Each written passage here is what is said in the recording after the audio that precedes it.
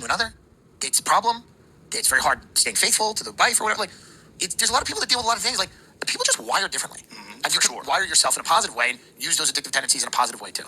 For sure. I've seen people that literally can't drink. They drink, they have one drink, and then all of a sudden they have gerbil eyes, and they're not there anymore. There's a few people that I've met in my life that I've seen them drunk, and they have a couple of drinks, and then something shuts off, and they're not there anymore. Tim's not there. Who's this person? Who's this fucking half robot just wandering around? Well, it just became for me was all I care about. So if I was drinking, I'd be like, I am drinking.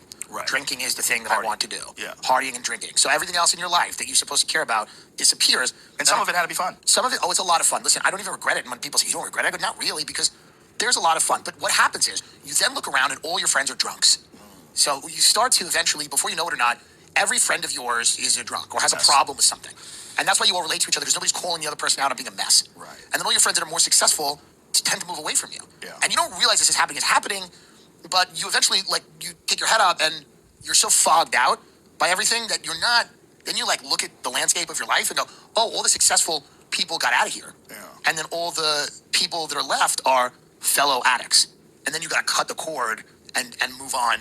Not only from your addiction, but in many cases from your social circle. Was that the harder part? That is a very hard part. It's a hard part because you have to cut certain people, places, and things out of your life.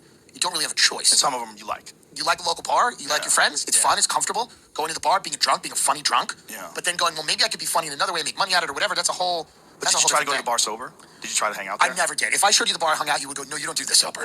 No, you don't do it sober because, like, you know, it's not fun sober.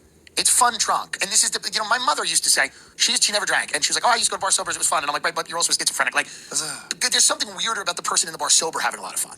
That's weirder. That is weird. The person who's like, I'm sober, and they're drinking Diet Coke or water, they're more of a freak. Just don't go. You don't have to go.